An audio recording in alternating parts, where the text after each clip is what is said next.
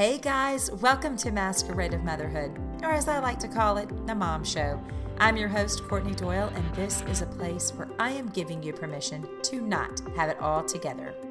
I have some really exciting news. Due to the response from the podcast, I have decided to take the Mom Show on the road. Yep, you heard that right. I am looking to partner with mom groups, small groups, women's events, or Bible studies. They could be in your home or in your church. I want us to join together and remove the masks we wear and claim our identity in Christ.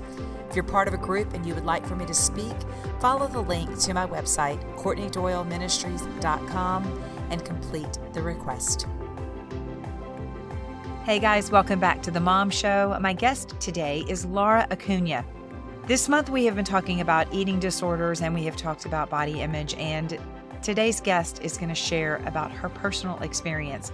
At 11 years old, she gained 100 pounds, and that began a trajectory of many decades of body image being something that she struggled with.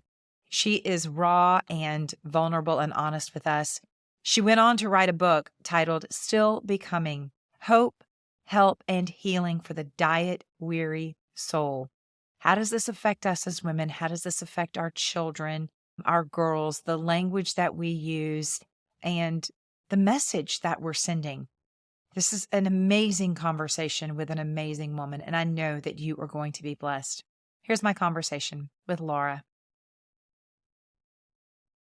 Guys, welcome back to the podcast. Today, my guest is Laura Acuña, and we have a really sensitive but important topic to chat about. And so I am going to jump right in, Laura. And as you know, this season is Help, My Child Is. And so you have a very personal story that you want to share with our listeners. And so I want to turn the microphone over to you, and I want you tell us a little bit about your story. And yeah, I'm just going to give it to you. Okay. Well, first of all, thank you for having me. And as I said to you before the recording started, I'm not normally talking to an audience of moms, and I'm excited to do that because I have some insights that I think truly will help raising daughters and boys too, but mostly daughters. So when I was 11 years old, I entered the 7th grade in junior high school. That's a long time ago. Weighing 100 pounds, I was 5 feet tall, all good. But by the time I left middle school, junior high in the 9th grade, I gained over 100 pounds. I was well over 200 pounds. I had grown 3 inches. I was 5'3" and well over 200 pounds. And it was like a bomb went off in my life and everything changed. Absolutely everything changed. No one knew what to do. My parents were concerned about me, obviously, but it was 1970 when I was in the 7th grade. I came out of junior high in 1973. And no one really knew what to do. Back then, if a young girl gained a lot of weight, it was a motivation issue. It wasn't, no one looked underneath to see if I had an anxiety problem, if I was depressed. I mean, it certainly was, but that wasn't language we used back then. And Right. so they ran some medical tests to make sure my thyroid was okay and all those kinds of things. But when everything came back normal, my mom did what moms do, even do today. She took me to Weight Watchers. And that began my love-hate relationship with, points, calories, exchanges, carbs, sugar, Oh, the yeah. scale, the whole bit. And I remember walking into that church basement with my mother and thinking, this is where my mother's friends go. Why am I here? How did I get here? No one knew why this happened.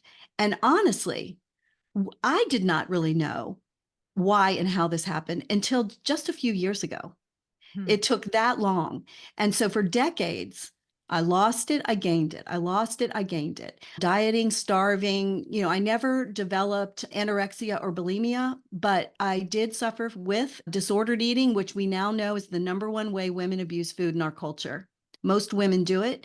It doesn't matter what you look like. You can be as thin as a rail and have disordered eating. You can be very overweight and have disordered eating and everything in between. The shame was debilitating. I can remember my grandmother, who loved me dearly, saying to my mother when she thought I was out of earshot, "What a shame. Laura was such a beautiful girl. What a crying shame." And I know as an adult that my grandmother was speaking truth in the sense that it was a cry and shame. Truly, it was horrible. But at 13 years old, when I heard this, 12 or 13 years old, I didn't hear it is a shame. I heard she is a shame. Yeah. And I wore it for decades. It Mm. is debilitating, insidious, and paralyzing. And so, really, it wasn't until about 5 years ago, 5 or 6 years ago, that I received treatment for this. And I've been set free. Wow.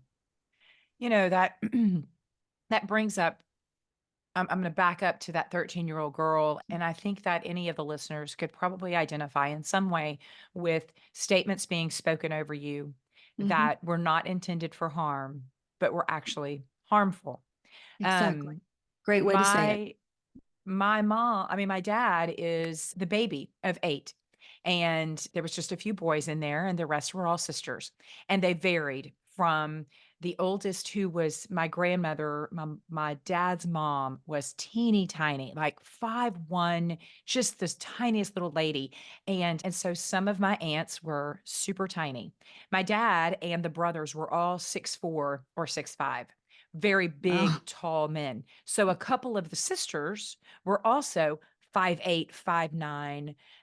They're from German descent, so they had bigger bones. And Mhm. and so I remember growing up being, 14 years old, very thin. I was a dancer. So I was all in shape, as any 14 or 15-year-old would be who danced all the time. Mhm. But I was the tall one amongst my sisters. My sisters are both 5'5" on a good day. I'm 5'9". My Mhm. brother is 6'4". So very early on, I realized in family photos that I looked better if I stood next to my dad and my brother because I was on Mhm. the tall side. I looked like a giant next to mom and 2 sisters because my mom is very petite.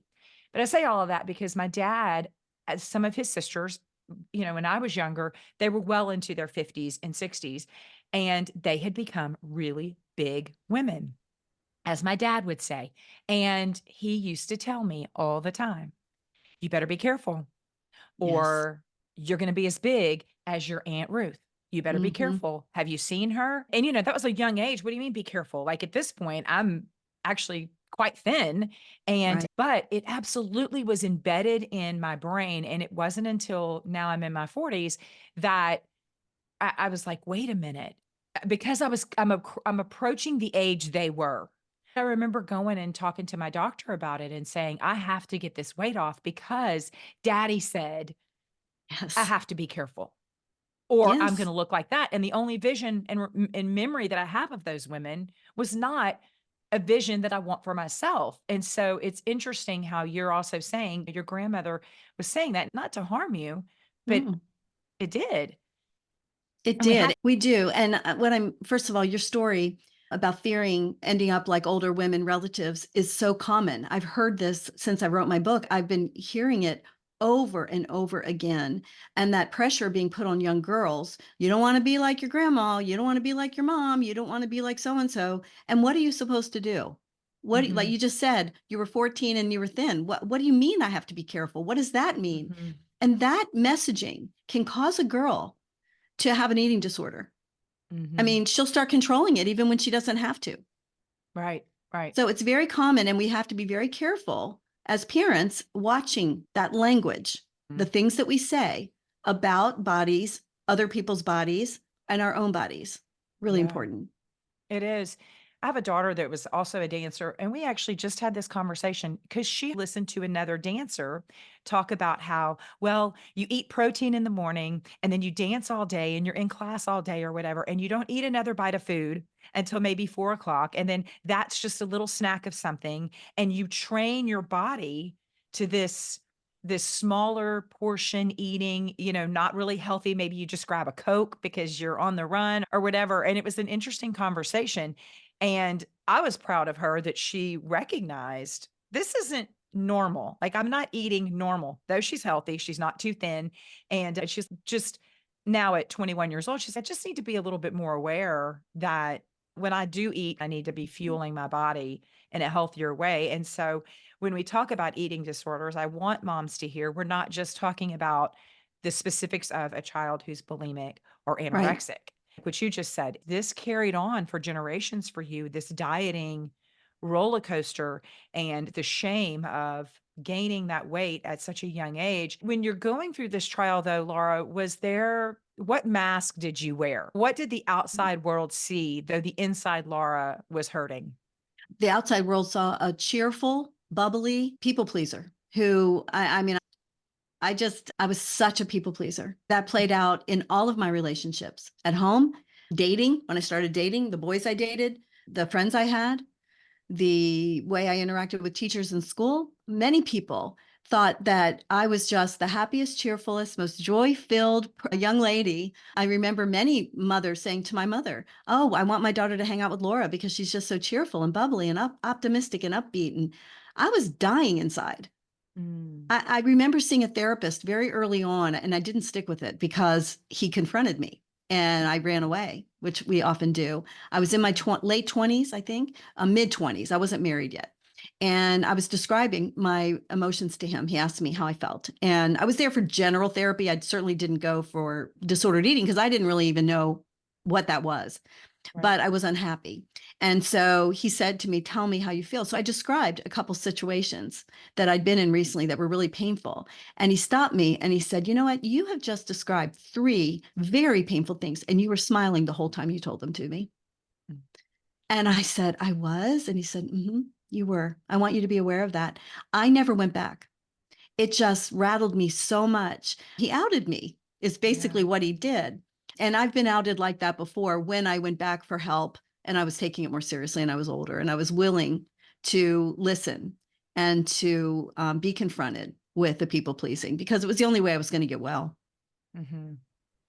Yeah. And interesting that he was able to see that mask that you were wearing of Oh, yeah. everything's fine. And interesting that you were like, yeah, I don't want to remove that mask. I'm going to keep it on. No, it was Yeah, working for me. It was working for me. And I come from a sure. family like that, by the way. I used to tease my mother that her middle name was I'm Fine because, we were fine, but we weren't fine. We really weren't.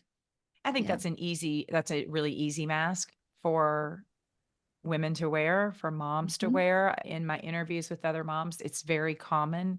I know that I like that mask. I have a t-shirt. I mean, I've got the merchandise that says I'm fine, everything's fine. When I it's need that. not, yeah, it's great because it's so vulnerable for us to say, actually, I'm not. I'm It not. really is. It Mhm, really is. And I think too, maybe for older women too, but for younger women especially, to feel that there's something really wrong with you is mhm, terrifying. And that was the language I used toward myself. I would say, well, gaining all this weight impacted my education. So I immediately started failing school. That was the other thing. I had been a straight A student. Teachers had told my parents that she could do whatever she wants when she grows up. She's that bright. But I immediately started failing school and I almost didn't make it out of high school. And so what played in my head was you're unqualified, you're uneducated, and there's something really wrong with you. And I mm, said that over and over again. So when a therapist says to you, "I'm on to you," I mean, in a nice way, but he's basically saying, "I see the real you. I see you're in mhm, pain." That's terrifying because there's something wrong with me and I can't have that. So that is something we have to overcome, I think, and I had to, that there's something wrong with all of us. And I didn't want to live like that anymore. And mhm. you have to face that. You have to be brave. God offers Yeah. healing to all of us. Did your mom, and I'm sure you maybe didn't realize it at that age, did anybody make the connection between the weight gain and the emotional toll that it was taking on you and now the subsequent failing of school? Was there ever a connection No, made there? no, the word I heard consistently was, "You're so bright. You can do anything. You're not trying." So I wasn't trying to lose weight. I wasn't trying to, pull myself together. And I wasn't trying in school. And what I know now in hindsight, and again, this was 1970, 73. I graduated from high school in 76. So we know now that you can have a very bright child who's very bright for real, but also has a learning disability. We Mhm. call it GTLD in the school system. I just retired after a long time in our school system. And we didn't know about that then. So if, for instance, if I could do really well in English and history, which I did, but I was failing math, that's not a legit thing. I mean, I was told if you can get an A in English, you can get an A in math. And that wasn't Mhm. true. I know now, I believe I went back to college when I was 50. I ran smack into my learning disability when I returned to school. And I knew that I could excel in English, history, those subjects, but I had to put extra effort in to math and science. So no shame. It's a way I'm made. Mhm. But long ago, that was not the belief system. I had counselors in my high school saying to me, there is no reason a bright girl like you isn't passing school and isn't doing well. I mean, there was no empathy for it at all. Mhm. Truly none. Well, and I think that we've come a long way, but I also Hmm. would also agree that I think that's still very much a conversation that people are having. I mean, I've had that conversation with my own kids. Like it doesn't make sense that you're excelling at one thing or you're not. And we've just kind of with our children, because my husband and I are so polar opposite. I mean, if it has to do with numbers and math, it's ask your dad. He's the Hmm. numbers guy. And if it has to Yeah. do with English or science, ask your mom. And I think that, most homes are probably like that. One parent excels or doesn't. And, but the learning disability part of it is nobody wants to say those words. And it Nobody isn't wants to face always that. one. I mean, my three sons, same thing. They excelled in some things more than others, but they weren't, when somebody is failing, when there's this discrepancy, that's what they call it in the school system, a discrepancy in learning. Now we know to look for a learning disability, but all of us Mhm. have strengths and weaknesses. Mhm. So, we don't always have to be looking for that, but it's something to consider. And for me, Sure. there was such a discrepancy and it happened so fast. I mean, Mhm. this whole thing happened within basically a year. Yeah. And so, yeah, it was devastating. It was truly, like I've always described it, like a bomb went off and everything changed. The whole Mhm. trajectory of my life changed because of Mhm. that and how it was handled. Right. Right. So let's jump into how do we handle it? I mean, as moms, how do we recognize? And we're going to speak specifically to daughters right now, though it could be applicable to a son.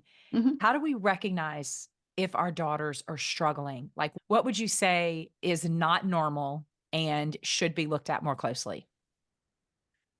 I think what you should look for is not necessarily weight gain, although that's certainly a major red flag. Girls will gain weight, some of us, because we're all made differently. We're going to gain weight when we go through puberty. At 11 years old, my body was changing and everybody panicked. So, I mean, they didn't panic when I gained 100 pounds. They panicked when the weight started coming on.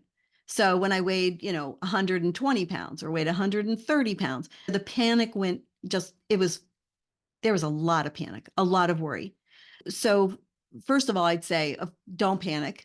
And secondly, look for other ways that your daughter is using food for things it's not meant for comfort. If she's, running to the fridge and opening up the fridge every time she's upset, if you find her just munching mindlessly on snacks or things like that. And then the other thing I would say is what your daughter observed. Any type of mental mindset that says, I've got to beat my body into submission. I've got to trick it into doing this thing by giving it protein in the morning and then starving at midday and then drinking a Coke to fool it into thinking it's full. And, Mhm. any kind of way that food is used in a way it's not meant for. It's meant to fuel our bodies and it's meant for pleasure as well. Mhm. And that's Mhm. okay. So, I describe disordered eating as disordered thinking about food. And again, how we think matters. And Yeah. so, I'd watch her thinking. What you did with your daughter is beautiful. That conversation while you were relating that to me was beautiful because you listened and she was telling you how she was working this out in her head. Mhm. So your daughter is in a very healthy place. And I'd have that conversation. But I want to say this. In my experience now with my own life, and then all the people I've met after writing my book, and then I mentioned to you ahead of time that I have a friend who struggled with this with her own daughter, and I've walked very closely with her during this time, is that moms need to be brave enough to question their own attitude about food and their own bodies. Mm. And countless women over the years just have in passing have said to me at church and when I was working and all that, you know, well, I think my daughter has a learning disability, but I'm not going to take her to a therapist because they always blame the mother. Hmm. And, or I took her once, but they blame me. And so we're not going back. We can't do that. We Yeah. can't do that. They are looking, a good therapist is going to investigate the family system every time, no matter what you bring your child to therapy for. They're going to look and see what the dynamic is in the home. I mean, they have to, Mhm. but they're not blaming anyone. And if someone blames you, get out and find somebody better. But as moms, we have to be brave because what we're going to find out when we get there is probably we have subliminally been passing on messages to her that we didn't mean to, that our Mhm. mothers passed on to us and our grandmothers passed on to us. Our fathers said things to us, Right. and we have to be brave. God goes with us. And often he heals both of us at the same time. Mhm. Yeah, I agree with you. It is scary to think, gosh, did I screw up? What did Hmm. I do to create this? But the sooner that you can get to the root, potentially, Yes. of how you're feeling, then you're getting to the root of how to make your child better, to do it better the next time. I have been very aware of those words that my father spoke over me. And so I've been very cautious to not speak those words over my girls.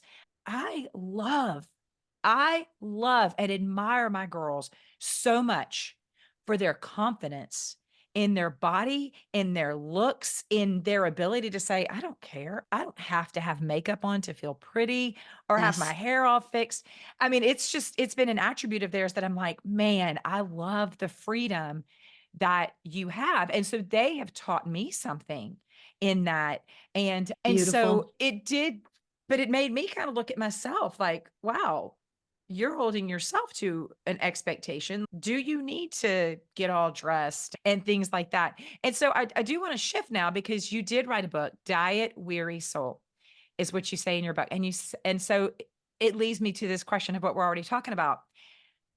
Moms are living this weariness in Mhm. life and we're passing it on to our children. And so what you say, there's hope and there's help and there's healing. So let's keep talking about that. We go to counseling, we bring our children to counseling, we see these red flags, we see these struggles. My daughter's using food when she's upset. My daughter's using or the lack of food.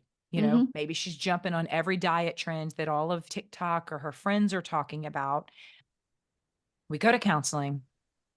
There's something we need to work on.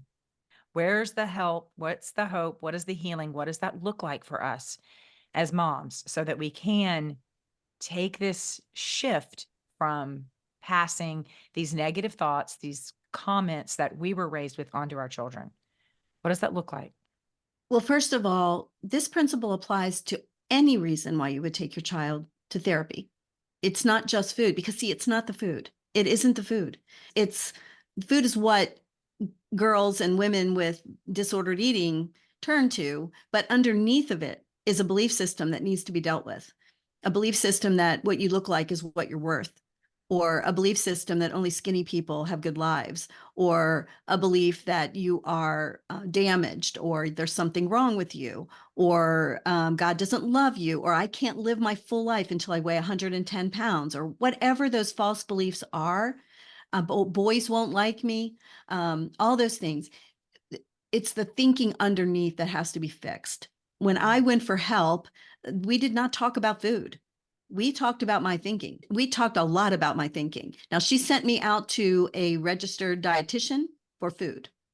And we did a lot of talking about thinking. I Mhm. mean, really, we really did. And tuning into my body and trusting it again because we lose trust. We don't trust our bodies at all. So, what it looks like is submitting ourselves to a good therapist. First of all, a lot of people, go to one and go, I didn't like them or they didn't help me. Keep going. Go to someone else. Find the right person. Don't give up. We need help. This is not an easy thing to deal with. It really isn't. In fact, I had lots of therapy for general things, and those therapists could not even possibly help me with the food issues. And I ended up going to a specialist, and that made all the difference. So I would look for someone who works with girls and their mothers. on this topic. So that's the first thing. And then do what they say. Be open to what they're suggesting to you. It's Mhm. okay if you don't like it. I didn't like it I was in therapy for 5 years for this. 5. Now remember, I'd been doing it for 50 years. So you Mhm. won't be in therapy for 5 years like me, probably if you're a young mom. But the first couple of years, I wasn't real cooperative. Yeah. I didn't like what I was hearing. But then light bulbs started going off. And the beautiful thing is that God made our brains. He knows how they work. He designed them beautifully, and Mhm. they heal. You can think differently. I don't think anything like I used to, Yeah. but I had to be honest. I had to come clean. I had to count the cost. And as moms, anytime we take our child for help, we cannot blame the child. We cannot do that. We have to say, there's something going on, and what can I do to help? And I'm willing to investigate my own self if that will help my child. Yeah.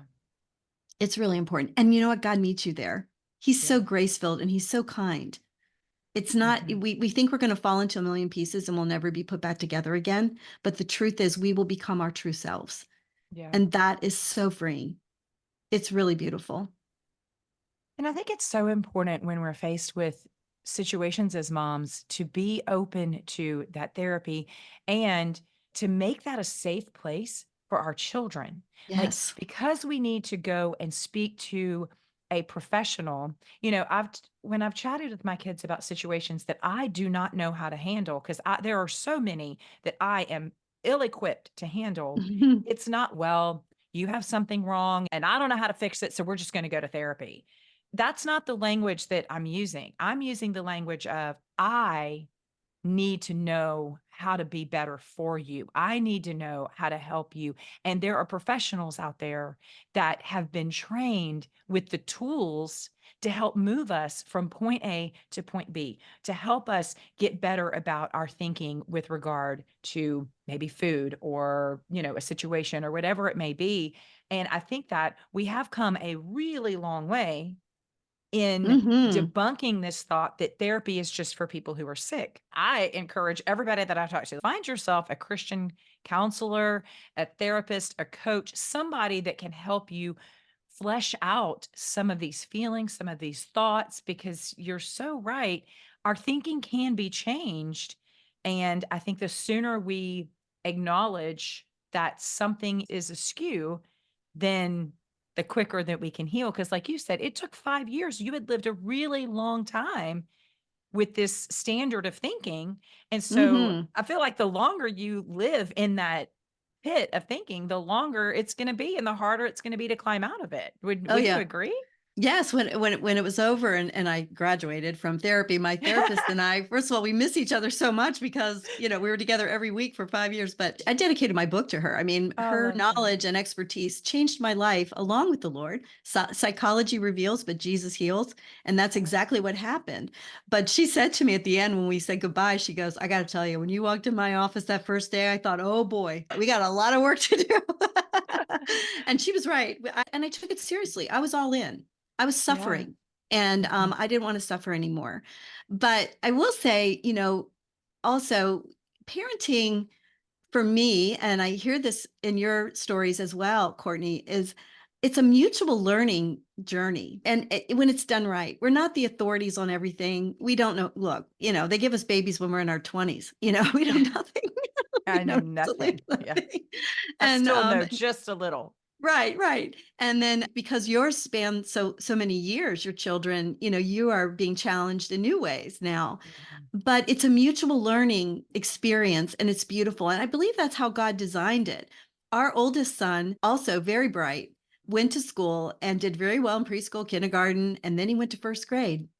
And we discovered this child has massive ADD, really bad. And I do too. Of course, that was undiagnosed as well. Mhm. He didn't have the weight issue or the food issue, but he had the high IQ, low performance issue. And it was a full-time job for me to get him through school, the two of us. But I learned so much about myself because it was like a mirror being held up when he Mhm. started having big discrepancies in his learning. And I vowed that I would not treat him like he was lazy and unmotivated. I was going to encourage him. Now, we had to draw some heavy boundaries and we had to get tough sometimes. But in the end, my son is a restaurant owner and he's, married and has a beautiful child and he's successful in life. And he didn't walk around with the shame I walked around with. He didn't have it because we didn't allow it. And we've all learned so much from that. And now he's a father and he's applying that in his own life. So I don't know. We're afraid of it, but the vulnerability and the humility that comes with parenting and learning and applying our own life circumstances to our children's circumstances. I feel like if you end up with a child that is a lot like yourself, let's say, like I have one, my oldest, you have a choice. You can stick your fingers in your ears and go, la, la, I'm not going through this again. I lived this myself. I'm not living this with you.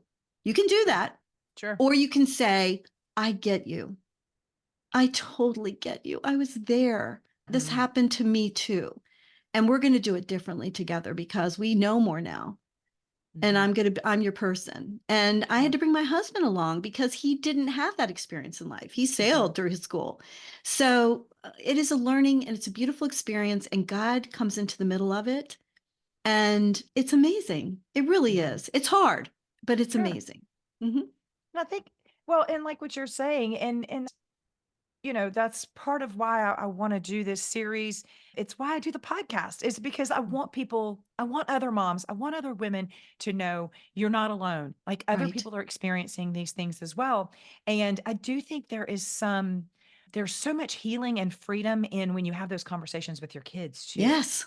And I think a lot of times we want our children to think that we have it all together. I'm mom or I'm dad and everything's perfect. And my husband and I have had to have very raw and honest conversations with our children about things that we've experienced. And I think it's been so wonderful because then they go, oh, I'm not alone. Because anybody that's facing anything, and you and I talked about this before I hit record, anytime you're facing something, even if there's somebody else facing it that you personally know, if you have not had an honest conversation with them, our immediate default is I'm alone. This is isolated to me. Maybe I'm under attack. What did I do wrong? Why is God picking on me? Kind of thing. And so that's why I think that these honest and these vulnerable conversations are not just so important from mom to mom and peer to peer. It's also very important to have those mother to child, father to child. Absolutely. Absolutely. Absolutely. And, also when you say the first feeling is I'm alone in this, the truth is we have to be realistic. When we share some of this with people, we want to be careful. First of all, it's our child. If we're talking about our child, it's their business. So we don't want to share it with the world. We want to be careful. But also there's going to be people who are going to say things. They're going to say things that you don't like. We just have to be tough. We really do. We have to have the strength of the Lord and the conviction of our values and what we believe and keep showing up for our kids. This is hard. And the culture that they are living in now, I mean, we had it hard. I mean, women have had it hard. Let's just be honest. Since there were women. Okay. Right. And so, we have to be honest about that too. But they have it really hard now. They really do, with the filters and the social media and the perfection and on. It's heavy. So we have to know what they're doing. We have to know what they're viewing. We have to process it with them. We have to have conversations. One other thing I wanted to say that I've noticed lately too is this comment where we comment on people's bodies all the time. So, and I did learn this when I was in treatment. We comment on bodies a lot, and my family did that. I mean, my therapist pointed that out right away, especially my father. He would say things about women's bodies. I mean, she's beautiful. She's not, she's, voluptuous. She's not, whatever. And of course, I picked up on all of that over my lifetime. But we all do it. When somebody loses a lot of weight, we go, wow, you look so great. Oh my gosh, you look great. And then when she gains it back 2 months later, her brain is saying, I'm not so great. I'm not great. I don't want anyone to see me. I don't want to talk about it because I'm not great anymore. I'm only great when I'm thin. And so there's that. And then just, when people post on social media, I've noticed a lot of people go, oh, you look hot, or you look gorgeous, or you look this. It's so much better to just comment on their attributes, their personality and their attributes. I have made a decision that when people I know lose a lot of weight, I say nothing. Oh, interesting. Now, if I have to, I'll say, you look so rested. You look so happy. You look so joyful. Mm, I say things like that because I know very well the flip side of that. mm. And it's very confusing because That's you feel such a people great love you point. more when you're thin than when you're not. You're more Yeah. acceptable when you're thin than when you're not. And it's so part of our culture. I have to catch myself even now. I'll say it and I'll think, why did I say that? Mm, So, you know, no commenting. No, when someone, oh, look, she's gained all her weight back. Yes, for 99% of us who go on extreme diets, that's what happens. right. Wow, that's such a good point. And you're right though, this social media and what our younger kids are seeing and just the images and I mean, you and I see it and it's a constant battle and it's a battle that we need to be in the trenches with our children and we need to look at ourselves as well. And also just be mindful that your daughter does not have to be overweight to have an eating problem. I Right. mean, she does not. I mean, that is not an indicator. I've met plenty of women who are larger than me that were way freer than I was. Mm, It's a matter of thinking and behavior. So we have to watch how they're behaving, the anxiety level, ask a lot of questions, talk. And then if she turns around and she says to you, Mom, you do it, mm, be ready to hear that. yeah. Be ready, be humble, be vulnerable, and say, I know. Mhm. Do I? What do I do? Tell me what I do. Mhm. And do it together. Yeah. Yeah, that's great advice. It really is. You say in the book, you say the grace of God got me through. Hmm. And I think that many people, when we're talking about body image and we're talking about disordered eating, like you said, there's going to be people who have opinions, right? There's always Hmm. somebody with an opinion. And people may say, well, you're in control. You're in control of your bodies. You're in control of what you put in them. You're in control of how you think. And I think we think that sometimes I'm in control of this when the reality is we're not. And so, how does God play a role in this aspect of our lives? He is who I turn to process my feelings when I wanted to go to the fridge. I was in treatment through COVID and I didn't see two of my children for a year. They lived out of state. And I can remember just being full of anxiety after being on Zoom with them and just being so sad and so worried about what was going to happen and everything. And I'd had about a few years of treatment by then. And I remember that my go-to automatically was to get a cup of herbal tea and go sit outside under my tree and talk to God about it. Where not a few years earlier, I would have gone straight to the chocolate. I would have done that. Mhm. I've done everything to avoid feeling those feelings.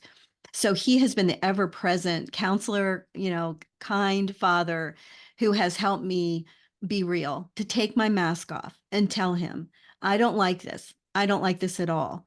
And to talk to him about the things I was stuffing, that, I mean, world class stuffer. That's a whole other subject. But, I you know, love I, that. I lost my parents, within 5 years of each other. And, I was grieving. My best friend died right after my mother. And I was in terrible grief. And the old me would have just stuffed it, put a smile on it, and kept going. But it was too Mm, much. It was just mhm, too much. So he offers healing to all of us. Romans tells us that we can be transformed by the renewing of our mind. And there's mhm, something that physically happens to your brain when the neural pathways are reprogrammed to think differently. It actually physically changes your brain. It is miraculous. And so he's intimately involved when we take a step onto the healing path. But he's not going to force us to go there. He's yeah, not going to. We have free will. mhm, And for me, it took a long time. It took a very long time. I don't regret it. I really don't, because I believe real healing comes when you have peace at the end of it and you're free. It's so, and I will tell you, I don't look like Barbie, but I'm free. Now mhm, I'm free enough to be able to say to myself, what do I want?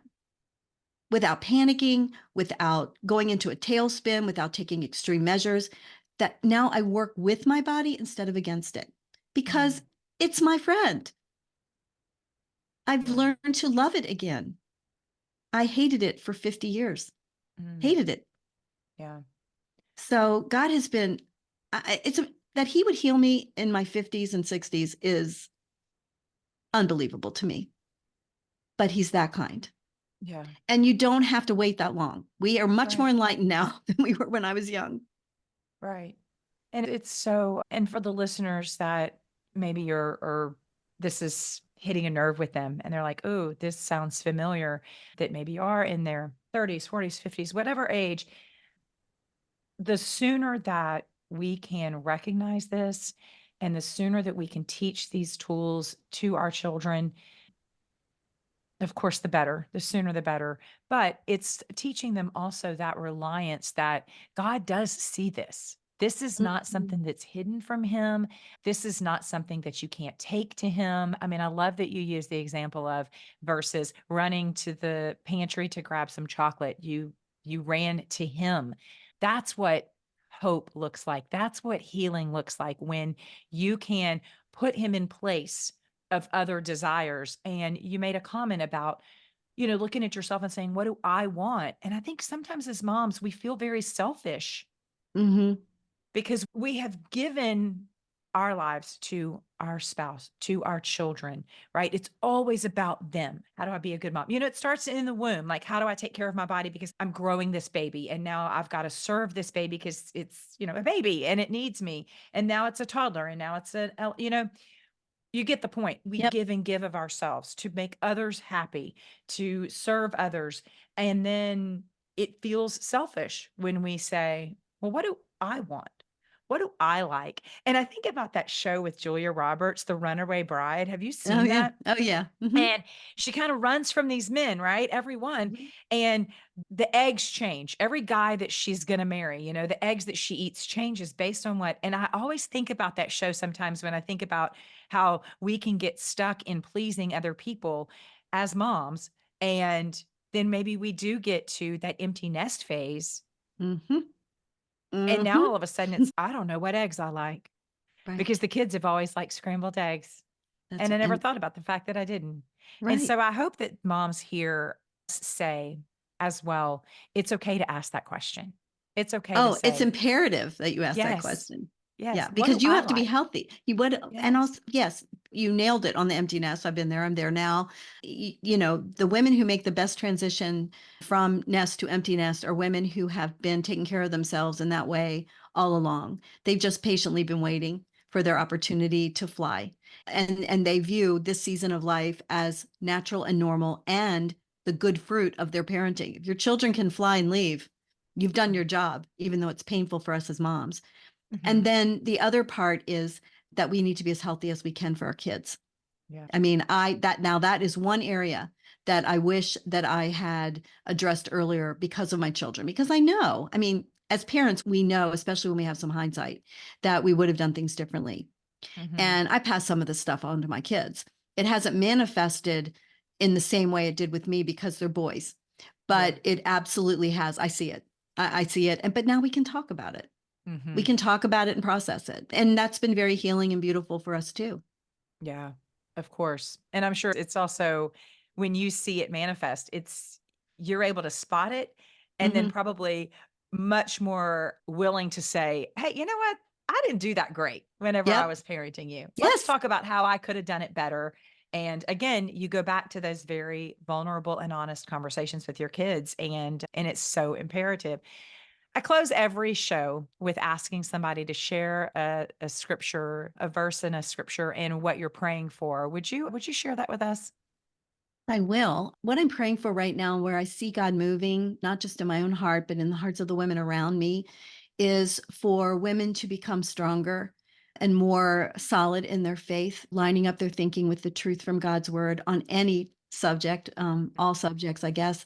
You mentioned Lisa Whittle to me ahead of time, and she recently posted that she did a social media poll, and 93% of the women who responded, who were Bible believing Christians, reported to her that they did not feel they could walk strong in the world anymore.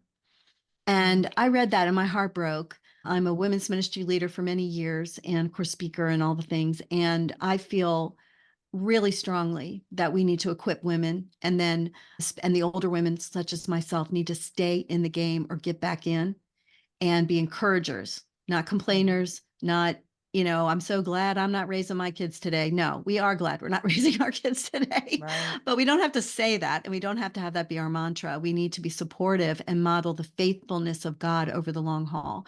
So that's what I'm praying for and what I'm most interested in right now. And then the scripture is Proverbs 4:23 in the New Century Version, which says, "Be very careful what you think, because your thoughts run your life." And Mm. that is true about all of our thinking, not just about our bodies and food. And I'm so grateful, and we talked about this before I hit record. I'm so grateful that you do have the mindset of your job is not done here. Nope. Your job is very important because there are young moms who are listening to this, and you and I have parented for a hot minute. Yep. And it is easy to start getting into our age and think, well, I'm done, but we're not done. And no, we're not raising. I still have a 12-year-old, and it is drastically different raising this 12-year-old in this day and age than it was raising my 31-year-old when he was 12, Yeah. even my 20-year-old. I mean, I've just seen in a, 10-year shift, the Yes. difference. And so I hope that the younger moms that are listening are encouraged to find an older mom mentor in Yes. the faith. It's important for you to have somebody to talk to. It's important for you to have somebody to look ahead and go, okay, God has been faithful in trials or in situations with this woman. It gains our trust in him, right? It's hard, it's easy to lose trust. But when you Yes. see other people in the trenches and you go, okay, look at how he has been present in her life, and he is, of course, very present in my life as well. So I think finding a mentor is great. And I think if you're an older mom listening to this podcast, don't think that your job is done. No. Find a younger mom that you can mentor, that you can Yes. walk alongside. It's a freedom and a healing for both of you. Oh, it's just like parenting. It is a mutually beautiful learning, growing experience for both people. And we have to remember that a lot of younger women today they don't have Christian mothers. Mhm. More and more, our culture is becoming more and more unchurched. I forget who coined the phrase the nuns, NONES, raised with nothing. And so they need Mm. spiritual mamas. I had a giant of a Christian grandmother, and thank God. But we don't all have that. And so we need to step in. We cannot Mhm. check out. We cannot. Mhm. And what we have is valuable, whether your church thinks so or whether your culture thinks so, or it is valuable. The Bible says so. Yeah. Yeah. So good. It's been such a pleasure to talk with you. Thank you for sharing your story and your encouragement. I really appreciate your time. I have loved this conversation. Thanks, Laura. Thank you. Remember to check the show notes for links to the books and all of the resources mentioned in today's episode. If you want to print, screenshot, or share this week's verse, head to the show notes where you're going to find a link to my website and a graphic for you to use. Thanks so much for listening to Masquerade of Motherhood with Courtney Doyle. We want to be sure this blesses you and other mothers. And in order to do this, first, you must subscribe. This way you won't ever miss an episode. Also, if you'll rate and review this podcast on iTunes or wherever you're listening, this will increase our reach to other mothers who need a little encouragement, a community, and a whole lot of Jesus. We're so glad you're here.